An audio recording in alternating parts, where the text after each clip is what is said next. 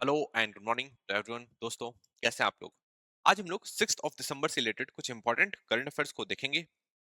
5 दिसंबर तक सारे current affairs हो चुके हैं, बहुत ही ज्यादा इंपॉर्टेंट करंट अफेयर्स हुए हैं।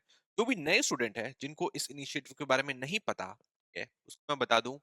जो भी बीपीएससी की तैयारी कर रहे हैं, ठीक है, जो भी बच्चा है जो कि 71st बीपीएससी की तैयारी कर रहा है, 72nd बीपीएससी की तैयारी कर रहा है, सभी स्टूडेंट्स के लिए ये पर्टिकुलर इनिशिएटिव बहुत ही ज्यादा इंपॉर्टेंट होने वाला है। ठीक है, अभी हम लोग इंग्लिश में ला रहे हैं, बाद में हम लोग हिंदी में भी करंट अफेयर्स स्टार्ट करेंगे। ठीक है, तो आपको चीजों को समझते हुए चलना है, आगे बढ़ना है। ठीक है, ये चीज आपको समझ में आ गई। 6 दिसंबर के हम लोग करंट अफेयर्स अभी कर रहे हैं। ठीक है, 5 दिसंबर तक के सारे करंट अफेयर्स पूरे हो चुके हैं, तो जिसने भी नहीं देखा जाकर देख लो।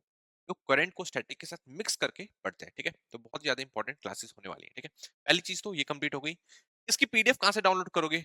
पीडीएफ करना है @A1IS यूट्यूब चैनल पे, ये चीज आपको ध्यान रखना है। ठीक है, A1IS टेलीग्राम चैनल पे ये चीज आप ध्यान रखना है। ठीक है, तो चीजें आपको समझ में आई कि नहीं आई?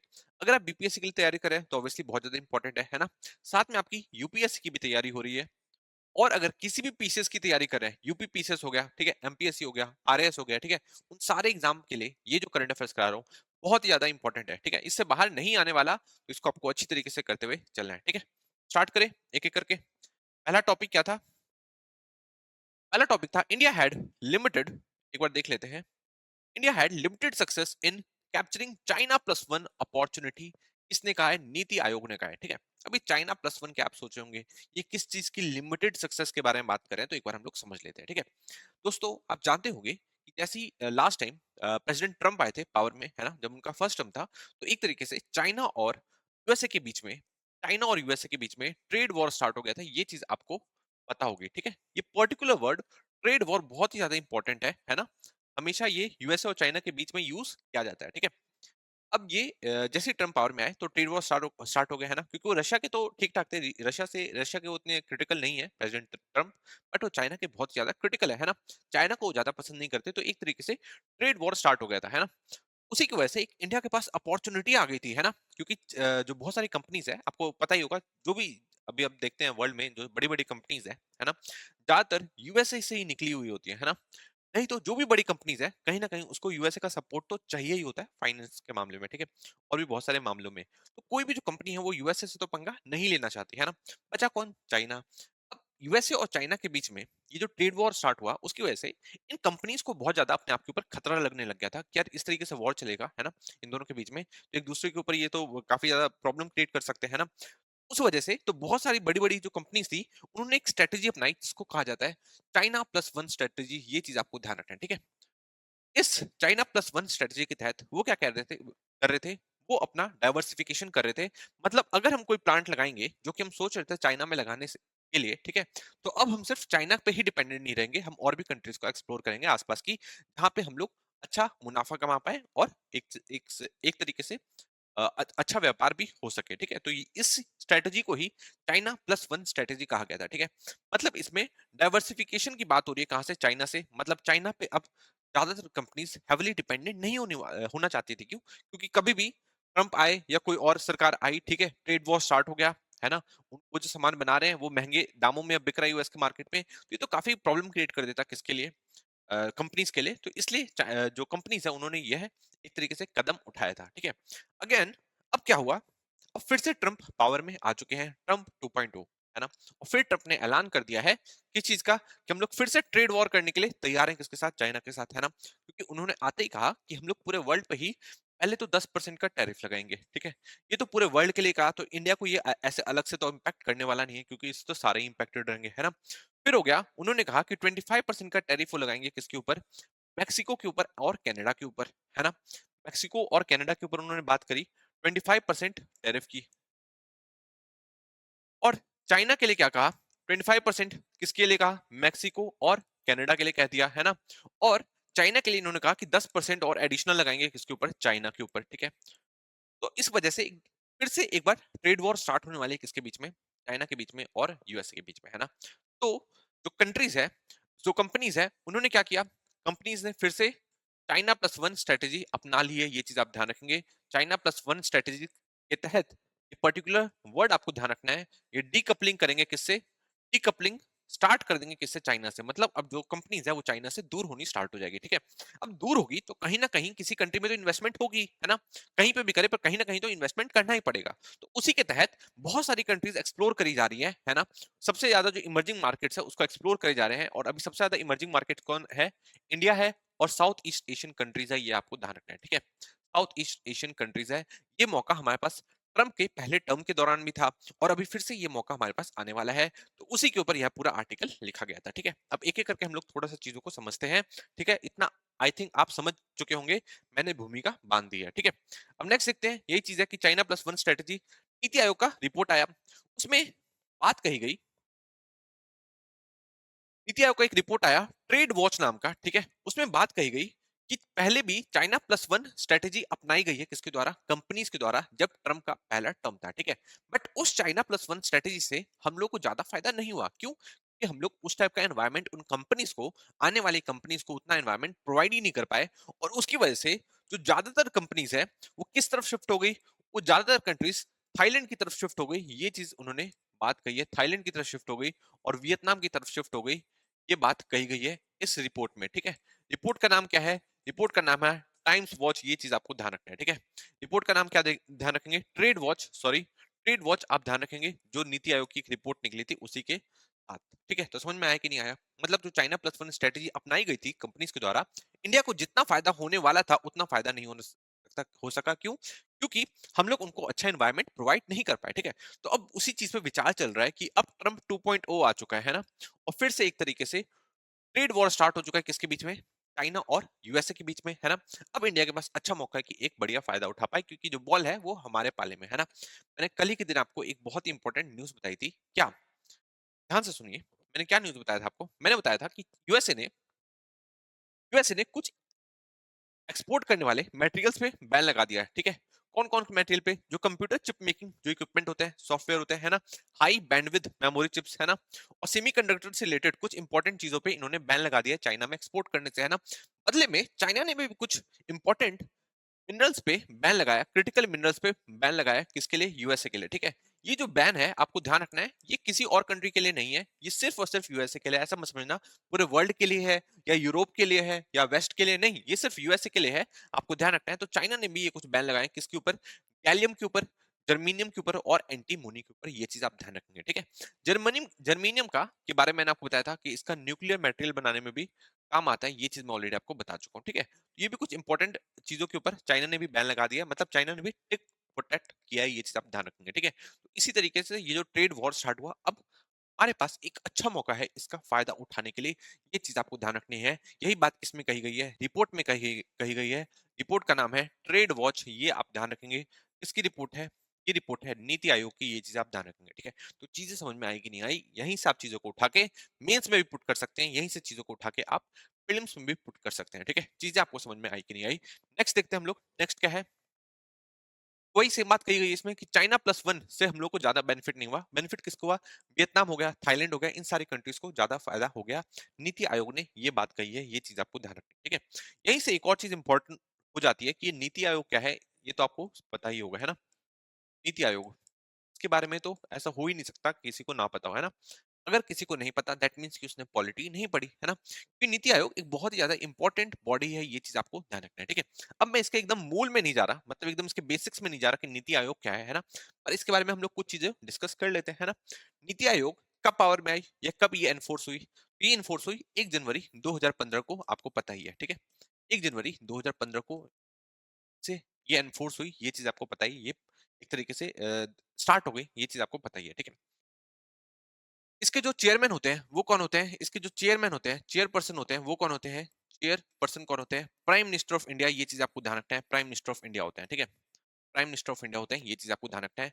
नीति आयोग क्या है? नीति आयोग एक बॉडी है जो कि स्टेट के साथ मिलके, जो स्टेट्स को मौका देती है कि आप कॉपरेट करो, और आसपास वाले स्टेट के साथ, इंडिया में जितने भी स्टेट्स हैं उन सब के साथ, और सेंटर के साथ कॉपरेट करके एक फेडरलिज्म, कोऑपरेटिव फेडरलिज्म के तहत, कोऑपरेटिव फेडरलिज्म के तहत आप कॉपरेट करके देश के नेशनल इंटरेस्ट में वर्क करो, ठीक है। मतलब ये बॉटम टू टॉप अप्रोच अपनाती है, ये चीज आपको ध्यान रखना है, ठीक है। इससे पहले एक बॉडी थी प्लानिंग करने के लिए, प्लानिंग कमीशन, ये आप जानते होंगे, ठीक है। प्लानिंग कमीशन, अब इसको बंद कर दिया गया, है ना। इसको इसको बंद कर दिया गया था और उसके बाद नीति आयोग इसी की जगह आ गई थी, ये चीज आपको ध्यान रखना है, ठीक है। इसको जवाहरलाल नेहरू के टाइम पे बनाया गया था और इसको प्राइम मिनिस्टर मोदी जी ने बनाया, ठीक है। क्योंकि टॉप टू बॉटम ये ऊपर से कुछ डिस्कशन करते थे, ये लोग अपनी कुछ प्लानिंग करते थे और उसको नीचे तक फॉलो करवाते थे, ठीक है। बट नीति आयोग ऐसी नहीं है, ये एकदम नीचे से उठाती है चीजों को, है ना, स्ट्रेट से पूछती है, बातें करती है, ठीक है। और उसके बाद कुछ एक बड़ा प्लान बनाया जाता है, ये चीज आपको ध्यान रखना है, ठीक है। नीति आयोग 1 जनवरी 2015 में एक तरीके से एनफोर्स हो गया, आपको ध्यान रखना है। और ये एक नॉन स्टैट्यूटरी, आपको ध्यान रखना है, ये non statutory non constitutional body है, ये चीज आप ध्यान रखेंगे, ठीक है।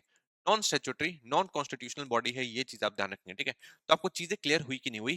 प्लानिंग कमीशन भी एक non statutory non constitutional constitutional body था, ये चीज आपको ध्यान रखना है, ठीक है। तो समझ में आई कि नहीं आई किसके बारे में? नीति आयोग के बारे में। 1 जनवरी 2015 से ये आ चुका है, मैं आपको बता चुका हूँ। चेयरपर्सन के बारे में बता चुका हूँ, कौन होता है? Prime minister. और प्राइम मिनिस्टर अपॉइंट करते हैं 22 चेयरपर्सन, ये आप ध्यान रखेंगे, ठीक है। अब एक बात बताओ यार, चेयरपर्सन, ये चीज आपको ध्यान रखना है, ठीक है। चीजें क्लियर हुई कि नहीं हुई?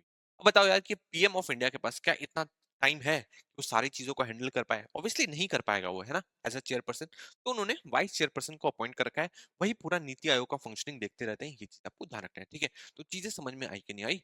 वाइस चेयरपर्सन बहुत ही ज्यादा इंपॉर्टेंट एक पोस्ट है किसके अंदर? नीति आयोग के अंदर। कौन है अभी वाइस चेयरपर्सन? उसका नाम आप मुझे नीचे कमेंट सेक्शन में बताएंगे, इनका नाम आप मुझे नीचे कमेंट सेक्शन में बताएंगे, ठीक है। जो वाइस चेयरपर्सन बनते हैं उनको कैबिनेट मिनिस्टर का रैंक का दर्जा दिया जाता है, आपको ध्यान रखना है, ठीक है। कैबिनेट मिनिस्टर की इसकी रैंक होती है, ये चीज आपको ध्यान रखना है। इसकी जो रैंक होती है बहुत ज्यादा हाई होती है, ये चीज आप ध्यान रखेंगे, ठीक है। तो चीजें आपको समझ में आई कि नहीं आई? यहाँ से एग्जाम पर्सपेक्टिव में क्वेश्चन आ सकता है, तो चीजों को कवर करते हुए चलना है, ठीक है। तो नीति आयोग समझ में आ गया, इसके बारे में आपको सारी चीज़ समझ में आ गई होगी। मुझे नहीं लगता आपकी कोई भी चीज़ छोटी हुई है, ठीक है? तो चीज़ें आपको समझ में आ गई होगी। अब हम लोग आगे बढ़ने वाले हैं। नेक्स्ट देखते हैं, नेक्स्ट क्या चीज़ हम लोग समझेंगे। ये चीज़ तो हम लोगों ने कवर कर ली है। नेक्स्ट है चाइना प्लस वन स्ट्रेटेजी, क्या एक बार देख लो। चाइना प्लस वन स्ट्रेटेजी वही एक बिजनेस स्ट्रेटेजी है जिसमें जो बिजनेसेस है वो सोचते हैं कि यार हम लोग चाइना के साथ अब हम डाइवर्सिफिकेशन करेंगे, सिर्फ चाइना पे ही डिपेंडेंट नहीं रहेंगे, ठीक है। क्योंकि चाइना का कुछ पता नहीं है, एक तो डेमोक्रेसी नहीं है ना, वहाँ पे कोर्ट्स कैसे काम करती हैं इसका कुछ अता पता नहीं है। तो चाइना के अलावा हम लोग एक दूसरी कंट्रीज भी देखेंगे, है ना। तो वही स्ट्रेटेजी है ताकि जो सप्लाई चेन का रिस्क है वो कम हो सके, क्योंकि ट्रेड वॉर कभी भी हो सकता है। और risk associated with relying on China's market और सप्लाई चेन, और avoid investing only in China, ठीक है। चाइना से ऐसा नहीं कि पूरा का पूरा ही खत्म कर लेना हम लोग को मार्केट, नहीं खत्म नहीं करना। चाइना के अलावा भी बहुत सारी मार्केट्स को एक्सप्लोर करना है चाइना प्लस वन स्ट्रेटेजी के तहत, ये चीज आप ध्यान रखेंगे, ठीक है। चाइना की लोकेशन तो आपको पता ही होगी, ये रही चाइना, है ना। चाइना नेपाल से बॉर्डर शेयर कर रहा है, चाइना और ऊपर है रशिया। और चाइना और रशिया के बीच में ये कंट्री है मंगोलिया, ये आपको पता ही है, ठीक है। मंगोलिया प्लस इंडिया का एक इंपॉर्टेंट मिलिट्री एक्सरसाइज होते हैं जिसका नाम है नोमैडिक एलिफेंट, ये चीज आप ध्यान रखेंगे, ठीक है। तो क्वेश्चन आ सकता है, न्यूज में रहता है नोमैडिक एलिफेंट कौन सी कंट्री के साथ हम लोग करते हैं? तो मंगोलिया के साथ करते हैं, ये चीज आप ध्यान रखेंगे। मंगोलिया आईसीसी का मेंबर है, ये भी चीज आप ध्यान रखेंगे, ठीक है। ये आईसीसी का मेंबर है। और रशिया के प्रेसिडेंट व्लादिमीर पुतिन के साथ, पुतिन पे अरेस्ट वारंट जारी कर रखा था किसने? आईसीसी ने। बट मंगोलिया जैसे ही हो गए तो मंगोलिया ने उसका उल्लंघन किया, और मंगोलिया ने और बहुत ही अच्छी तरीके से स्वागत किया था किसका? प्रेसिडेंट पुतिन का, ये चीज आपको ध्यान रखना है, ठीक है। मंगोलिया सैंडविच्ड है, लैंडलॉक्ड कंट्री है किसके बीच में? रशिया और चाइना के बीच में, और इसका बॉर्डर कजाकिस्तान से नहीं लग रहा है, ये चीज आपको ध्यान रखना है, ठीक है। तो चीजें आपको थोड़ी सी कवर करते हुए, समझते हुए चीजों को चलना है, ठीक है। नेक्स्ट देखते हैं हम लोग, नेक्स्ट क्या चीजें हैं। नेक्स्ट है अभी जो सीईओ कौन है, अगर क्वेश्चन आ जाए अभी सीईओ कौन है किसके? नीति आयोग के। तो पीवीआर सुब्रमण्यम 2023 से पावर में बने हुए हैं, ये चीज आपको ध्यान रखनी है, ठीक है। नेक्स्ट देखते हैं, नेक्स्ट और क्या चीजें हैं। RBI amends rules to increase transaction limit via UPI lite, ये चीज आप ध्यान रखें, ठीक है। तो आरबीआई ने कुछ रूल्स को अमेंड किया है, तो उसके बारे में हम लोग देख लेते हैं। यूपीआई के बारे में पहले भी क्वेश्चन में आ चुका है, ठीक है, एग्जाम में आ चुका है, तो आपको ध्यान रखना है, कई बार क्वेश्चन पूछा जा चुका है। नीति आयोग के बारे में भी पूछा जा चुका है, तो चीजों को थोड़ा सा कवर करते हुए चलना है, ठीक है। ये आपका इकोनॉमी से आ सकता है। तो यूपीआई क्या है? यूपीआई के बारे में तो सब लोग जानते हैं। एक बार तो इसका क्या आ गया था, इसकी फुल फॉर्म ही आ गई थी। इसकी फुल फॉर्म क्या है? Unified payment interface. ये तो आप सब जानते ही होंगे, ठीक है। यूनिफाइड पेमेंट इंटरफेस, ये आप जानते होंगे। यूनिफाइड पेमेंट इंटरफेस यूपीआई का फुल फॉर्म है, ठीक है। इसका काम क्या है? रियल टाइम पेमेंट को बढ़ावा देना, ये चीज आप ध्यान रखेंगे, ठीक है। इसका काम क्या है? रियल टाइम पेमेंट को बढ़ावा देना, ये चीज आप ध्यान रखेंगे। रियल टाइम पेमेंट को बढ़ावा देना है, ये चीज आप ध्यान रखेंगे, ठीक है। तो समझ में आया यूपीआई, है ना। इसको लॉन्च करने वाली बॉडी कौन है, इसको लॉन्च किया था, क्वेश्चन क्या क्या आएगा, इसको लॉन्च किया था आरबीआई ने, तो आपको ध्यान रखना है नहीं, आरबीआई ने नहीं किया, इसको लॉन्च किया एनपीसीआई ने, ये चीज आपको ध्यान रखना है, ठीक है। इसको लॉन्च किया गया किसके द्वारा, एनपीसीआई के द्वारा। कब किया गया, 2016 में लॉन्च किया गया था, ये आपको ध्यान रखना है। और इसका काम क्या है, रियल टाइम पेमेंट सेटलमेंट करना, ठीक है, एकदम रियल टाइम, मतलब अभी मैंने किसी को पैसे भेजे और उसके पास पैसे पहुंच गए, है ना। तो पहले ऐसा नहीं हो पाता था, आपको पता ही है, आज से 10 साल पहले ये पॉसिबल नहीं था, बट अभी पॉसिबल हो चुका है ना। 2016 में अब करीब 8 साल हो चुके हैं, है ना, यूपीआई आया, और इसने एक तरीके से पूरी चीजों को रेवोल्यूशनलाइज कर दिया, ये चीज आपको पता होना होगा, है ना। पहले क्या होता था, बैंक में लोग धक्के खाते रहते थे, है ना, पेमेंट डालते थे, पता नहीं कब ना कब पहुंचता था, तो बहुत सारी प्रॉब्लम थी। बट अब ऐसी कोई भी प्रॉब्लम नहीं है, ये चीज आपको ध्यान रखना है, ठीक है। यूपीआई जो है, यूपीआई को किसने बनाया, एनपीसीआई ने बनाया, ये चीज आपको ध्यान रखना है। एनपीसीआई की फुल फॉर्म क्या है, national payment corporation of India, national payment corporation of India, ये चीज आपको ध्यान रखना है, national payment corporation of India, ये चीज आपको ध्यान रखना है, ठीक है। तो चीजें आपको समझ में आई कि नहीं आई एनपीसीआई के बारे में। एनपीसीआई का गठन कब हुआ था, 2008 में हुआ था, ये चीज आप ध्यान रखेंगे। इसका गठन कब हुआ था, 2008 में हुआ था, national payment corporation of India. और इसको किसने बनाया, इसको बनाया आरबीआई ने बनाया, और इंडियन बैंक एसोसिएशन ने बनाया, ये चीज आपको ध्यान रखना है, ठीक है। तो चीजें समझ में आएगी नहीं आई, आरबीआई तो पता ही है आपको, ये हमारा सेंट्रल बैंक है। तो इस तरीके से चीजों को आपको थोड़ा कवर करते हुए चलना है, ठीक है। एक और चीज हम लोग देख लेते हैं एनपीसीआई के बारे में, तो मैंने आपको बता दिया ना कब हुआ इसका गठन, इसका गठन हुआ 2008 में, ये चीज आप ध्यान रखेंगे। और इसको गठन किसने किया, आरबीआई और आईबीए ने किया, इंडियन बैंक एसोसिएशन ने किया, ये चीज आप ध्यान रखेंगे, ठीक है। अब ये कौन से एक्ट के तहत बना था, तो आपको ध्यान रखना है, ये पेमेंट एंड सेटलमेंट एक्ट 2007 के तहत बना था, ये चीज आपको ध्यान रखना है, ठीक है। Payment and settlement act, question में क्या आ सकता है, क्वेश्चन में आ सकता है कि कंपनीज एक्ट के तहत बना, ठीक है। एक्ट 2007 के तहत बना था, ये चीज आपको ध्यान रखना है, ठीक है। क्वेश्चन में क्या आएगा, क्वेश्चन में आएगा कि कंपनीज एक्ट के तहत बना, ठीक है। नहीं तो क्वेश्चन में आ जाएगा कि आरबीआई एक्ट 1949 के तहत बना, तो आपको ध्यान रखना है नहीं, पेमेंट एंड सेटलमेंट एक्ट 2007 के तहत बनना। बहुत ही ज्यादा इंपॉर्टेंट क्वेश्चन है, क्वेश्चन आएगा कि एनपीसीआई कौन से एक्ट के तहत बना, तो पेमेंट एंड सेटलमेंट एक्ट 2007 के तहत बना, ये चीज आपको ध्यान रखना है। एनपीसीआई एक नॉट फॉर प्रॉफिट कंपनी है, नॉट फॉर प्रॉफिट कंपनी है, ये चीज आपको ध्यान रखना है। और इसके बारे में कुछ बचा है क्या, नॉट फॉर प्रॉफिट कंपनी है। और इसका जो हेडक्वार्टर कहाँ पे है, हेडक्वार्टर इसका मुंबई में है, ये चीज आपको ध्यान रखना है, ठीक है।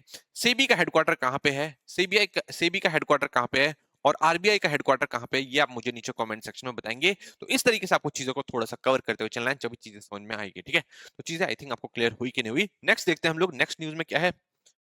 एनपीसीआई आई थिंक आपको समझ में आ गया होगा। यूपीआई का मैंने आपको क्या बताया, यूपीआई लाइट, है ना। तो देखो जैसे कि यूपीआई अलग अलग, एनपीसीआई ने यूपीआई लॉन्च किया है ना, तो वैसे ही अब एक यूपीआई लाइट लॉन्च किया गया है, ठीक है। अब यूपीआई लाइट क्या होता है, जैसे कि हम लोग यूपीआई में हर टाइप के ट्रांजेक्शन कर पाते हैं, यूपीआई लाइट में छोटे ट्रांजेक्शन करने के लिए बनाया गया था। अराउंड 500 रुपए तक के ट्रांजेक्शन करने के लिए बनाया गया था, ठीक है। 500 रुपए तक के, ताकि जो पेमेंट की जो स्पीड है वो और स्पीड में और उसकी स्पीड को और तेज किया जा सके, तो 500 रुपए तक की पेमेंट किए जा सकते थे किसके द्वारा, यूपीआई लाइट के द्वारा। अब इसी पेमेंट को बढ़ा के इसकी लिमिट 500 से 1000 रुपए कर दी गई है, ये चीज आपको ध्यान रखना है, ठीक है। अक्टूबर में ही फैसला ले लिया गया था कि आरबीआई ऐसा कुछ करने वाली है, बट अभी एक तरीके से पूरा सब कुछ क्लियर होगा कि कैसे ये सारी चीजें आगे बढ़ने वाली है, ठीक है।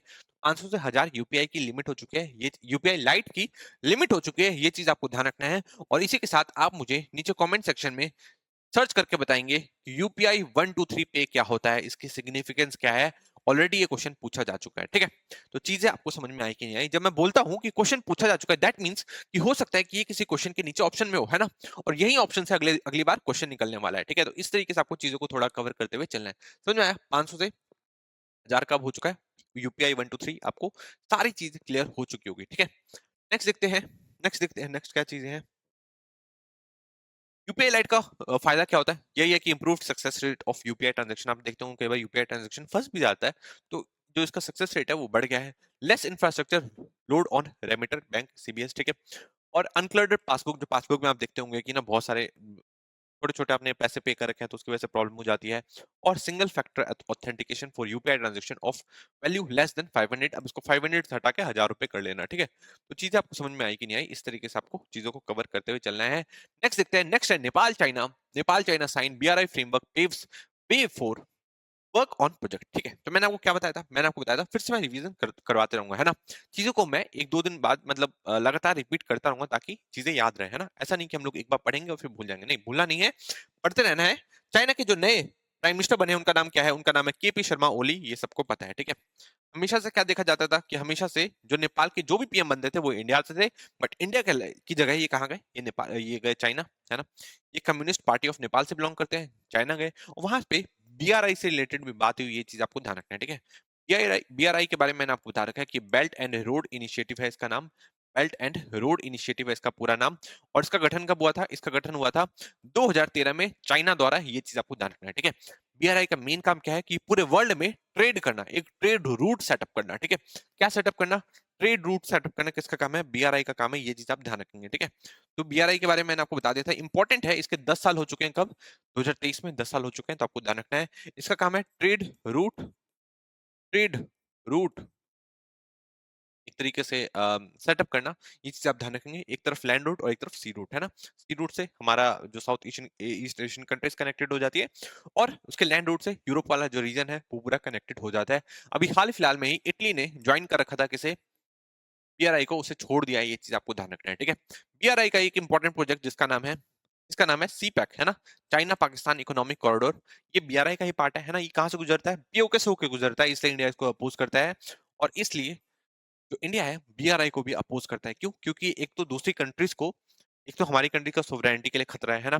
दूसरी चीज ये भी है कि जो बीआरआई है दूसरी कंट्रीज को डेट ट्रैप में भी डाल देती है, ये आपको ध्यान रखना है, ठीक है। डेट ट्रैप क्या होता है? मतलब जो छोटी कंट्रीज है उनको बहुत सारा लोन दे देना, इतना लोन देना कि जितना वो लौटा भी नहीं पाए, ठीक है। जब वो नहीं लौटा पाएंगे तो उसके बदले उनकी कोई जमीन ले लेना, है ना, उनके पोर्ट्स ले लेना, एयरपोर्ट्स ले लेना, तो ये सारी चीजें करना, ठीक है। इसके द्वारा, चाइना के द्वारा किया जाता है, ये चीज आपको ध्यान रखना है, ठीक है। और डेट ट्रैप का शिकार कौन हुआ था? श्रीलंका हुआ था, ये चीज आपको पता ही है। और जाम्बिया भी हुआ है, ये चीज आपको पता ही है, ठीक है। इस तरीके से चीजों को आपको कवर करते हुए चलना है। नेक्स्ट देखते हैं, नेक्स्ट न्यूज में क्या है। नेक्स्ट है windfall tax on oil production, diesel, petrol export removed, the import explain, ठीक है। तो मैंने आपको क्या बताया था कि यार विंडफॉल टैक्स लगा हुआ था इसके ऊपर, कुछ कंट्रीज के ऊपर, है ना, कुछ कंपनीज के ऊपर, ठीक है। कुछ सेक्टर के ऊपर विंडफॉल टैक्स लगाया गया था, तो अब उसको रिमूव किया जा रहा है, ये चीज आपको ध्यान रखना है, ठीक है। विंडफॉल टैक्स क्या होता है इसके बारे में मैंने आपको बता रखा है। जब दूसरी कंट्रीज में या पूरे वर्ल्ड में हो रहे जियो पॉलिटिक्स की वजह से, या जियो इकोनॉमिक्स की वजह से, जियो पॉलिटिक्स की वजह से, या जियो इकोनॉमिक्स की वजह से, बिना मेहनत करे ही, या बिना किसी स्ट्रेटजी को बनाए ही, अगर किसी कंपनी को फायदा होने लग जाता है जिसको उसको खुद भी नहीं पता था कि उसको फायदा होने वाला है, ठीक है, तो उस केस में विंडफॉल टैक्स लगाया जाता है, ये चीज आपको ध्यान रखना है, ठीक है। जैसे कि रशिया और यूक्रेन का युद्ध स्टार्ट हो गया है ना, बट किसी कंपनी ने ये तो नहीं सोचा होगा, ऑयल वाली कंपनी ने, कि एकदम से युद्ध स्टार्ट हो जाएगा, फिर तेल के दाम महंगे हो जाएंगे, और महंगे हो जाएंगे तो हम लोग महंगे महंगे में बेचेंगे, और बेचेंगे तो हम लोग को उतना ही ज्यादा प्रॉफिट होगा, ठीक है। तो बहुत सारी कंपनीज ने ये सोचा नहीं था, ठीक है, उनकी कोई स्ट्रेटेजी नहीं थी, ठीक है, उनकी कोई मेहनत इसमें नहीं रही, ठीक है। बस एकदम से उनको फायदा मिल गया, तो इसी फायदे पे, इसी प्रॉफिट पे एक टैक्स लगाया जाता है, जिसे कहते हैं हम लोग विंडफॉल टैक्स, ये आपको ध्यान रखना है, ठीक है। इंडिया में भी बहुत सारी कंपनीज पे लगा था, ये तो आपको पता ही है, और अब इस टैक्स को हटा लिया जा रहा है, ये चीज आप ध्यान रखें, ठीक है। क्यों हटाया जा रहा है? क्योंकि देखा गया बहुत सारी कंपनीज को जो फायदा हो रहा था, जैसे कि जो रिलायंस की कंपनी मुकेश अंबानी की, ठीक है, तो बहुत सारी कंपनीज को जो फायदा हो रहा था अब वो उतना फायदा हो नहीं पा रहा है। क्यों? क्योंकि जो दाम है किसके, पेट्रोल के, अब तो धीरे धीरे करके कम ही चलेगा, है ना। और लगातार कम पे ही बने हुए हैं, अब इतने कम भी नहीं है, पर पहले जितना हम लोग सोच रहे थे उससे तो कम ही है ना।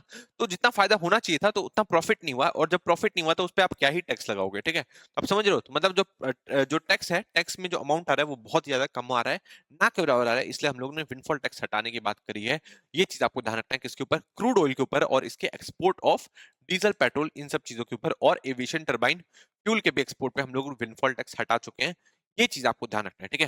पहली बार इंडिया ने सबसे पहली बार विंडफॉल टैक्स कब लगाया था? तो आपको ध्यान रखना है, सबसे पहली बार 2022 में लगाया गया है, ये चीज आपको ध्यान रखना है, ठीक है। तो चीजों को कवर करते हुए चलना है। जब रशिया ने यूक्रेन पे युद्ध छेड़ दिया था, तब हम लोगों ने पहली बार विंडफॉल टैक्स लगाया था, ये चीज आपको ध्यान रखना है, ठीक है। नेक्स्ट देखते हैं विंडफॉल टैक्स क्या होता है, जिसको पढ़ना है वो इसको पढ़ सकता है। नेक्स्ट देखते हैं IPS officer who probed case against CM Chandrababu Naidu and oversaw his arrest suspended, ठीक है। आपको पता है यार, CBN, है ना, चंद्रबाबू नायडू, इससे बिलोंग करते हैं, टीडीपी पार्टी से बिलोंग करते हैं, है ना, आंध्र प्रदेश के चौथी बार सीएम बन चुके हैं, ये चीज आपको ध्यान रखना है, ठीक है। अब इनको अरेस्ट कर लिया गया था बहुत ही ड्रामेटिकली, है ना। आपको याद होगा 2023 की वीडियो आई थी जिसमें इनको सबके सामने अरेस्ट कर लिया जाता है ना। उस टाइम जगन मोहन रेड्डी पावर में थे, और इनको अरेस्ट कर लिया जाता है। तो जिस आईपीएस ऑफिसर ने अरेस्ट किया था, और उस पे कुछ चार्जेस लगाए गए कि उसने 1 करोड़ की घूस लिया, वो सच्चे हैं झूठे नहीं पता, चार्जेस ही हैं अभी लगाए हुए, ठीक है, अक्यूजेशन है उसके ऊपर।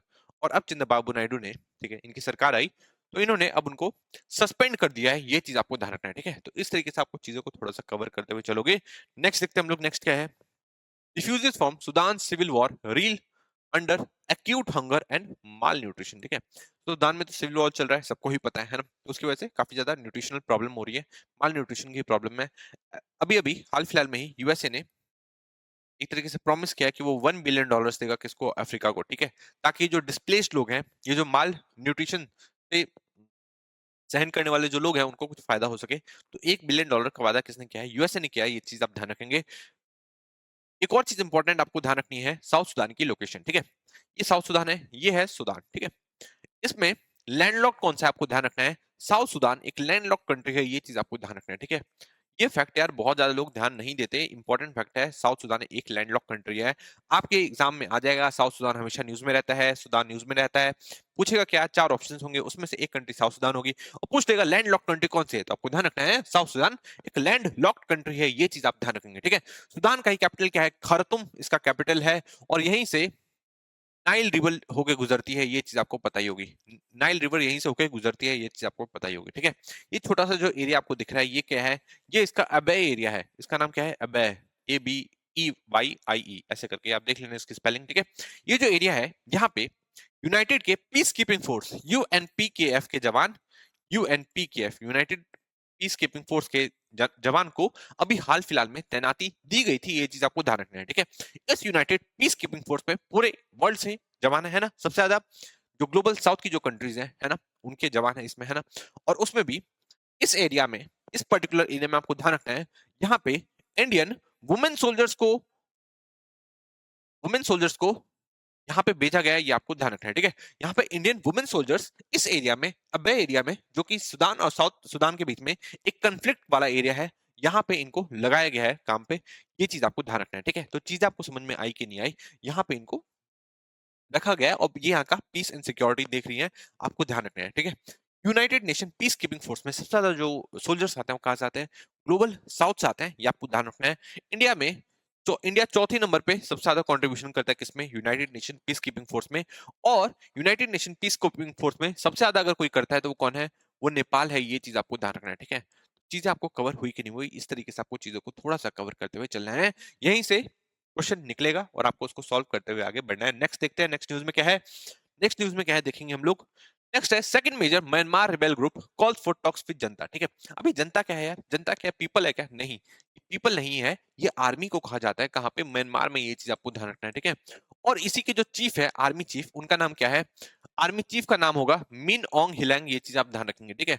तो क्वेश्चन में क्या आएगा, मिन ओंग हिलैंग, मिन ओंग हिलैंग कौन सी कंट्री से रिलेट करते हैं, तो आपको ध्यान रखना है, ये किससे रिलेट करते हैं, ये म्यांमार से रिलेट करते हैं, और ये आर्मी चीफ है, ये आपको ध्यान रखना है मिन ओंग हिलैंग के बारे में, ठीक है। अभी इनके खिलाफ एक आईसीसी में अरेस्ट वारंट जारी करने की बात चल रही है, ये चीज आपको ध्यान रखना है। कुछ एडवोकेट्स ने वहां पे केस किया इनके खिलाफ, मिन ओंग हिलैंग के खिलाफ, ये चीज आपको ध्यान रखनी है, ठीक है। तो चीजें कवर हुई कि नहीं हुई, इंटरनेशनल क्रिमिनल कोर्ट में समझ में आया कि नहीं आया, ठीक है। तो जो आर्मी के जो चीफ है, जो आर्मी है, आर्मी के बीच में और म्यांमार में बहुत सारे आपको पता है रिबेल ग्रुप है, ठीक है। उसमें जो सबसे बड़ा रिबेल ग्रुप है, ठीक है, जो है Myanmar national democratic alliance army, MNDAA, इनके बीच में बात हो सकती है, क्योंकि अब ये दोनों ही राजी हो चुके हैं, ये चीज आपको ध्यान रखना है, ठीक है। और ये बातचीत कौन करा रहा है, इंडिया नहीं करा रहा भाई, बीजिंग करा रहा है, चाइना करा रहा है, ये आपको ध्यान रखना है, ठीक है। समझ में आया कि नहीं आया, चाइना मीडिएट करेगा और इन दोनों के बीच में बात हो सकती है, ठीक है। ये जो रिबेल ग्रुप्स है, उनको जनरली कौन सपोर्ट करता है, यूएसए सपोर्ट करता है, और इसकी जो जनता है, मतलब इसकी जो आर्मी है, उसको कौन सपोर्ट करता है, चाइना सपोर्ट करता है, ये चीज आपको ध्यान रखना है, ठीक है। इंडिया का क्या है, इंडिया एक तरीके से तो जो डेमोक्रेटिक इलेक्टेड जो गवर्नमेंट है उसको ही सपोर्ट करता है, बट हम लोग आर्मी को अपोज भी नहीं करते, ठीक है, क्योंकि हम लोग को तो, हम लोग पीपल के साथ है, हम लोग किसी गवर्नमेंट के साथ नहीं है, हम लोग म्यांमार की पीपल के साथ हैं, ये चीज आपको ध्यान रखनी है, ठीक है। नेक्स्ट देखते हैं, नेक्स्ट क्या है। नेक्स्ट है, Iran temporary release Nobel laureate Narges Mohammadi. Narges Mohammadi के बारे में आप जानते होंगे, ईरान की जेल में बंद है ना। ये वुमेन के लिए बहुत ज्यादा आवाज उठाती रहती थी, है ना, कैपिटल पनिशमेंट के खिलाफ भी आवाज उठाती रहती थी। जो वुमेन को किसी चीज की आजादी नहीं है, जैसी दूसरी कंट्रीज में है, वेस्ट की कंट्रीज में है, इंडिया में है, ठीक है, तो उसके लिए उसके खिलाफ बोलती रहती थी, क्यों वुमेन को आजादी नहीं दी जाती, और वुमेन को क्यों हिजाब के अंदर कैद करके रखा गया है, इसके खिलाफ बोलती रहती थी कौन, नरगिस मोहम्मदी, जो जिनको नोबेल पुरस्कार भी मिल चुका है, ठीक है? इनको जेल में बंद कर रखा था किसने? ईरान ने, बट अब इनको कुछ दिनों के लिए छोड़ दिया गया है, क्यों? ऑन मेडिकल ग्राउंड्स, ये चीज़ आप ध्यान रखेंगे, ठीक है? तो नरगिस मोहम्मदी, आपको ध्यान रखना है, ईरान की जेल में बंद है, ये चीज़ आप ध्यान रखेंगे, ठीक है? नेक्स्ट न्यूज़ में देखते हैं, नेक्स्ट न्यूज़ क्या है? नेक्स्ट न्यूज़ है, Bangladesh chief adviser Mohammad Yunus says country is united, ठीक है? अब मोहम्मद यूनुस को क्या लगता है कि ना बांग्लादेश के खिलाफ एक तरीके से माहौल बनाया जा रहा है, कहाँ पे? पूरे वर्ल्ड में, ठीक है? कि हम लोग प्रोसिक्यूशन कर रहे हैं, बट ऐसा तो कुछ है ही नहीं। पता नहीं किस ये वहम में रहते हैं मोहम्मद यूनुस, उनको पता ही नहीं कि इनके कंट्री में क्या हो रहा है, किस टाइप से जो हिंदूज हैं, जो क्रिश्चियंस हैं, जो कि बुद्धिस्ट हैं, उन लोगों का प्रोसिक्यूशन हो रहा है, ठीक है? बट ये कह रहे हैं कि हम लोग की यूनाइटेड है, हम लोग यूनाइटेड होके ये जो हमारे खिलाफ जो एक आह्वान किया जा रहा है पूरे वर्ल्ड में, लोग उसके खिलाफ बोल रहे हैं, ठीक है? ऐसे यार पूरा वर्ल्ड बोलना ही बेकार ही है, कहाँ कोई कर रहा है ना? इंडिया भी तो कोई अच्छी तरीके से इसके खिलाफ नहीं बोल रहा है, ठीक है? पता नहीं क्यों? जब हिंदूज की बात आती है, तो सब लोग चुप हो जाते हैं। नेक्स्ट देखते हैं हम लोग, Bangladesh is Yunus facilitating rise of an Islamist republic, ये तो वही चीज है ना जो मैंने आपको बताया। इस टाइप से जो माइनॉरिटीज है उन पर अटैक किया जा रहा है, कहाँ पे? बांग्लादेश में, तो उसके लिए बोला जा रहा है कि ये एक इस्लामिक रिपब्लिक बनाना चाहते हैं। और पहली बात तो ये एक इंटरिम गवर्नमेंट के पीएम बन चुके हैं, ठीक है? जो एक पोस्ट भी नहीं है कहाँ पे? बांग्लादेश में, ठीक है? वो इलीगली ऑक्यूपाई कर चुके हैं, ठीक है? और इलेक्शंस भी नहीं करा रहे हैं, है ना? तो इस वजह से इन पे काफी सवाल उठाते हैं, और एक तरीके से बांग्लादेश को इस्लामिस्ट रिपब्लिक बनाना चाहते हैं लगता है, और इंडिया की सिक्योरिटी के लिए खतरा इसको बनाना चाहते हैं, ठीक है? खुद तो इनकी उम्र हो चुकी होगी तो 84-86 के आसपास, ठीक है? और अब ये जाते-जाते, मतलब इस दुनिया को अलविदा करने से पहले-पहले कुछ बड़ा इंडिया के खिलाफ करके ही जाना चाहते हैं लगता है, ठीक है? नेक्स्ट देखते हैं, नेक्स्ट है अब ऐसे अब सरकार आ रही है किसके टर्म की, अब देखा जाएगा इनका क्या किया जाए। नेक्स्ट देखते हैं, Mohammad Yunus involved in genocide pieces of worship are under attack in Bangladesh. चीज शेख हसीना, ठीक है? आपको पता है कि शेख हसीना पावर में रही है ना? 5 बार ये पीएम बन चुके हैं, कहाँ की? बांग्लादेश की। आपको ध्यान रखना है बांग्लादेश की, ये इंपॉर्टेंट फैक्ट आप ध्यान रखेंगे कि कितनी बार पीएम रही हैं। ये 5 बार रही हैं, और ये 4 बार लगातार रही हैं, ये भी चीज आपको ध्यान रखना है, ठीक है? 4 कॉन्जिक्यूटिव विन की है इन्होंने, ये चीज आपको ध्यान रखना है, ठीक है? 4 बार तो ये लगातार ही पीएम बनी रही हैं, इसकी, बांग्लादेश की, ठीक है? और इस तरीके से पावर में बने रहने वाली ये वर्ल्ड की सबसे ज्यादा लंबे टाइम तक रहने वाली महिला रही है, ये आपको ध्यान रखना है, ठीक है? मतलब ये पावर में सबसे ज्यादा लंबे टाइम तक रहने वाली महिला रही है, मतलब किसी देश की जो अध्यक्ष, जिसे प्राइम मिनिस्टर कहेंगे, ठीक है? सबसे ज्यादा टाइम तक ये रही हैं, ये ऐसी महिलाएं, ये आपको ध्यान रखना है, ठीक है? तो ये चीज आप ध्यान रखें किसके बारे में? शेख हसीना के बारे में। शेख हसीना कौन सी पार्टी से बिलोंग करती है, उसका नाम आप मुझे नीचे कमेंट सेक्शन में बताएंगे, ठीक है? तो ये चीज आपको समझ में आ गई होगी। तो शेख हसीना का एक वर्चुअल अभी समिट हुआ था, ठीक है? तो आगे मैं उसके बारे में बताऊंगा। उसमें इन्होंने मोहम्मद यूनुस के खिलाफ बोला कि मोहम्मद यूनुस तो एक तरीके से जिनोसाइड करा रहे हैं, किसका? माइनॉरिटीज का। ये चीज आप ध्यान रखेंगे, ठीक है? नेक्स्ट देखते हैं, नेक्स्ट न्यूज में क्या है। नेक्स्ट है, proposed US tariffs on China others an opportunity for India, ठीक है? तो नीति आयोग ने कहा, ये चीज तो मैं ऑलरेडी आपको बता चुका हूँ, ये नीति आयोग के लिए बहुत ज्यादा फायदेमंद हो सकता है, ठीक है? नेक्स्ट देखते हैं, नेक्स्ट क्या है। फॉरेन सेक्रेटरी विक्रम मिस्री, ये नाम आपको नाम याद रखना है। Vikram Misri briefs parliamentary panel on Canada China, ठीक है? कनाडा चाइना से रिलेटेड क्या इशू चल रहा है, उसको ब्रीफ किया किसने? हमारे फॉरेन सेक्रेटरी विक्रम मिस्री ने। ये आपको ध्यान रखना है, ठीक है? तो फॉरेन सेक्रेटरी का नाम आपको ध्यान रखना है, कौन है? विक्रम मिस्री, ये चीज आप ध्यान रखेंगे, ठीक है? एक और फॉरेन सेक्रेटरी हुआ करते थे, आई थिंक विक्रम मोहन कतरा, नहीं, विवेक मोहन कोत्रा, ठीक है? एक बार इनका पूरा आप देख लेना, विवेक मोहन कोत्रा शायद है, ठीक है? अब इनको यूएसए का एम्बेसडर बना दिया गया है, ये चीज आपको ध्यान रखना है, ठीक है? तो इस तरीके से आपको चीजों को थोड़ा सा कवर करते हुए चलना है। नेक्स्ट, विवेक नहीं, विनय मोहन कोत्रा, सॉरी, विनय मोहन कोत्रा को यूएसए का प्रेसिडेंट, यूएसए का एम्बेसडर बना दिया गया है, ये चीज आपको ध्यान रखना है, ठीक है? भूटान किंग फिर से इंडिया में आ चुके हैं, पहले भी हाल फिलहाल में आए हुए थे, और तब इनको हाइड्रोजन बसेस दिखाई गई थी, कहाँ पे? दिल्ली में। ये चीज आपको ध्यान रखनी है, और अभी फिर से इंडिया में आ चुके हैं, ये चीज आप ध्यान रखेंगे। नेक्स्ट है, प्रोबा 3 इसरो ने लॉन्च कर दिया, कब? दिसंबर 5 में। ये चीज आपको ध्यान रखना है, ठीक है? अभी प्रोबा 3 किसका है? प्रोबा 3 है यूरोपियन एजेंसी का, ये आपको ध्यान रखना है, ये यूरोप से बिलोंग करता है। उसको किसने लॉन्च किया है? इसको हमारे इसरो ने लॉन्च किया। और इसरो इसरो का कौन सा रॉकेट है? इसरो है PSLV C59 रॉकेट से इसे लॉन्च किया गया है, ये चीज आपको ध्यान रखना है, ठीक है? ये इसरो का रॉकेट, अब रॉकेट से इसे लॉन्च किया गया। सैटेलाइट क्या होता है? सैटेलाइट होता है रॉकेट के ऊपर लगाई हुई चीज होती है।